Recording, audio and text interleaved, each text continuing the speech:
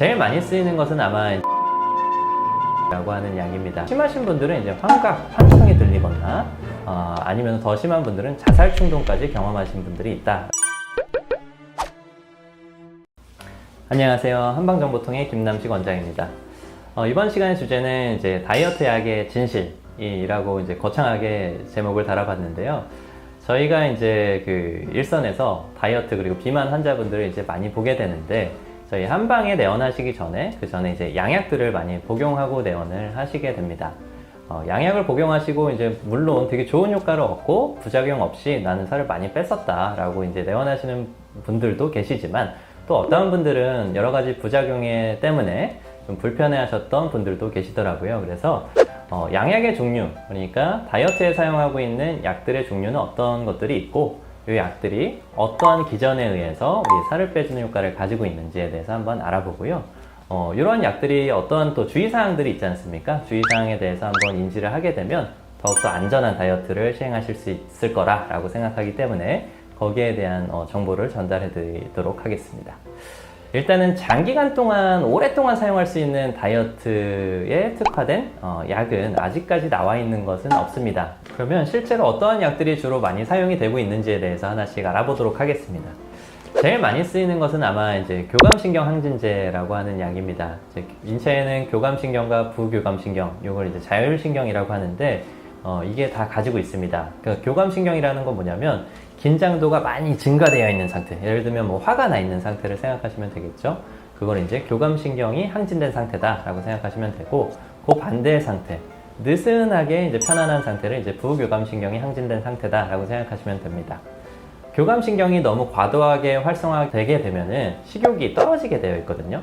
막 화가 나 있는 상태에서 막 음식을 많이 드시는 그런 분들도 계실 수 있겠지만 굉장히 드문 일이지 않습니까? 교감신경이 항진되게 되면 식욕은 저하되게 되어 있습니다. 그래서 이 교감신경 항진제를 복용을 하시게 되면 교감신경이 항진됨에 따라서 식욕은 그 반대로 떨어지게 되어 있습니다.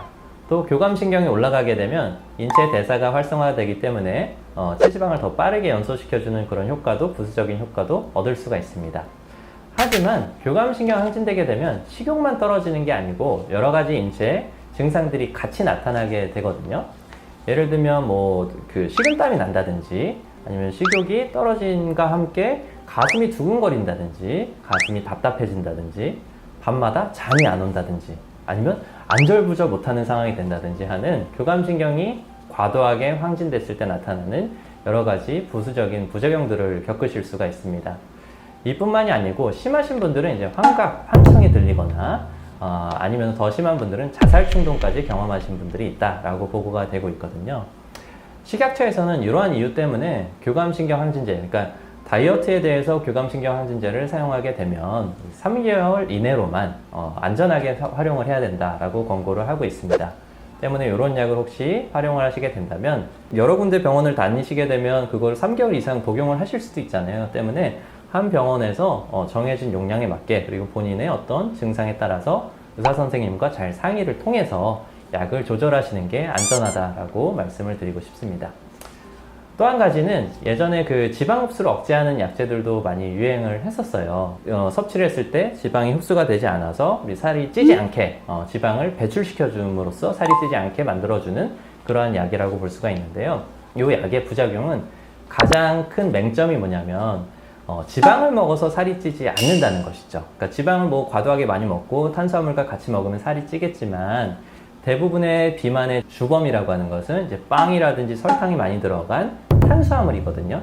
단맛이 많이 나는 탄수화물 많이 먹을 때 살이 찌는 것인데, 이것은 지방의 흡수만 억제시켜주는 효과를 가지고 있기 때문에 실제로 살 빼주는 효과가 그렇게 많지 않다는 그런 부작용을 가지고 있습니다. 부작용이라고 하기보다는 맹점을 가지고 있습니다. 그리고 이 약이 또 간 손상에 대한 이슈가 좀 있거든요. 간 기능이 좀 약하신 분들은 간 기능이 더 떨어지거나 여러 가지 간에 대한 어떤 문제들이 발생할 수 있기 때문에 그러한 부분도 좀 조심을 하셔야 될 것 같습니다. 또한 쓸 수 있는 약은 우울증 약 중에서 우리 식욕을 현저하게 줄여주는 또 우울증에 활용하는 약이 있거든요. 이제 리덕땡이라고 하는데, 그러한 약을 사용하게 되면 식욕을 조절해주는 중추 중에서 우리 세로토닌이라는 그 물질이 있고, 또 노르아드레날린이라고 하는 그런 물질도 있습니다.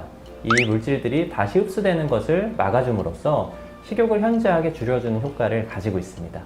하지만 이 약은 조금 치명적일 수 있는 게 뇌졸중에 대한, 그러니까 우리 중풍과 같은 뇌졸중에 대한 위험도를 높일 뿐만 아니고 심근경색과 같은 심혈관 계통의 문제점을 또 더욱더 가중시킬 수 있다. 그러니까 심장마비라든지 뇌졸중을 더욱더 발생 위험도를 높일 수 있다라고 보고가 되기 때문에 FDA에서는 전량 회수를 권고한 그런 상태라고 생각하시면 되겠습니다. 최근에 나온 것 중에 굉장히 각광받고 있는 주사제로 된 그 다이어트 약이 있거든요. 살을 마치 싹 빼줄 것 같은 그런 주사제가 있는데, 이 주사제는 원래는 그 당뇨약으로 개발을 하다가 다이어트 효과가 발견이 되어서 이제 활용이 된 사례입니다. 당뇨약은 당연히 이제 혈중에 있는 당을 줄여주기 때문에 거기에서 살을 빼주는 효과도 가지고 있겠죠. 당연히 그 기전을 가지고 있지만 요 싹 빼주는 주사를 맞게 되면 우리 식욕을 또 줄여주는 효과가 현저하게 발생한다라고 하는 것이 이제 보고가 된 거예요. 그래서 이 효과 때문에 활용을 하시는 경우들이 있습니다. 하지만 이 주사제를 사용하게 되면 아직은 이제 갑상선에 대한 그 안 좋은 영향을 좀 미친다는 그런 보고들도 있고, 또 한 가지는 췌장염이나 췌장암을 발생률을 좀 더 높일 수 있다라고 보고를 하고도 있습니다. UCLA에 있는 어떤 교수님의 연구를 보면 췌장암 발생률을 일반적인 다른 당뇨약을 사용했을 때에 비해서 이 싹 빼주는 주사를 사용을 하면은 약 2.9배 정도 발생률을 높일 수 있다라고 그렇게 경고를 하고 있거든요. 때문에 굉장히 좀 조심해서 사용을 하셔야 되고요. 또 이 주사제는 자가로, 그러니까 본인이 스스로 주사를 놓는 거기 때문에 용량을 적당하게 유지하기가 상당히 좀 어렵습니다. 어떨 때는 조금만 넣고 어떨 때는 많이 넣음으로써 생길 수 있는 그런 부작용이 또 발생할 수도 있습니다. 또 한 가지는 요 싹 빼주는 주사를 쓰다가 중단했을 때 요요 현상이 굉장히 쉽게 옵니다. 식욕을 억지로 줄여놨던 게 갑자기 식욕이 상승하게 되고 혈중에 있는 당분이 하강했다가 다시 상승하게 되기 때문에 그러한 부분에서 오는 요요 현상도 가지고 있습니다. 장기간 동안 사용할 수 있는, 다이어트에 사용할 수 있는 양약은 아직까지는 없다라고 생각하시면 되고요. 단기적으로 좀 빨리 빼고 싶거나 아니면 나는 여러 가지 문제점이 있어서 이런 것 좀 교정하면서 살을 빼고 싶다라고 생각하실 때 담당 의사 선생님이랑 잘 상의를 하셔가지고 단기적으로 이렇게 적재적소에 잘 활용을 하시면 그래도 안전한 다이어트를 시행해 볼 수 있지 않을까 싶습니다.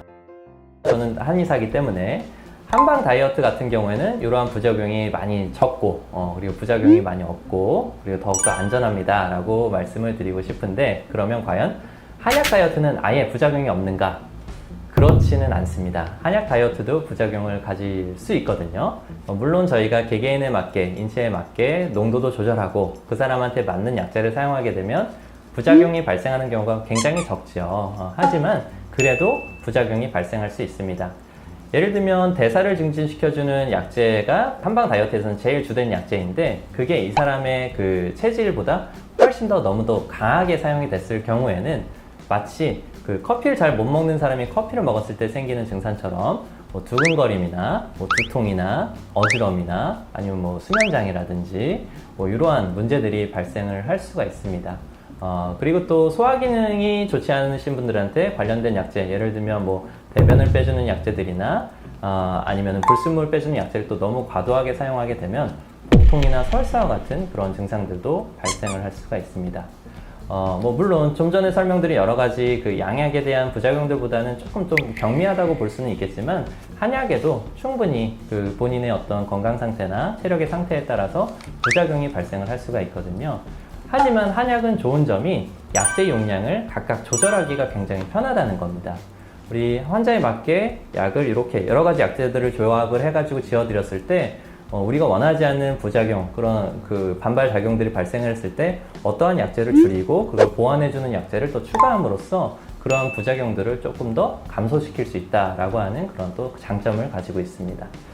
또한 그 사람의 건강 상태에 맞춰서 약을 잘 짓기만 하면은 오히려 사실 보약이 아님에도 불구하고 컨디션이 오히려 더 좋아지고 건강이 더욱더 증진되는 그런 경험을 하실 수가 있거든요. 때문에 우리 장기간으로, 특히나 다이어트를 장기간 동안 나는 좀 오랫동안 잘 충분히 빼고 해야 되는 상황이다 라고 생각을 하시면 이런 단기적으로 사용하는 약제들보다는 한방 다이어트를 통해서 한번 다이어트를 시도해 보시는 것이 더 좋지 않을까, 이렇게 조심스럽게 권해드립니다. 지금까지 한방정보통의 김남식 원장이었습니다. 시청해 주셔서 너무 감사드립니다.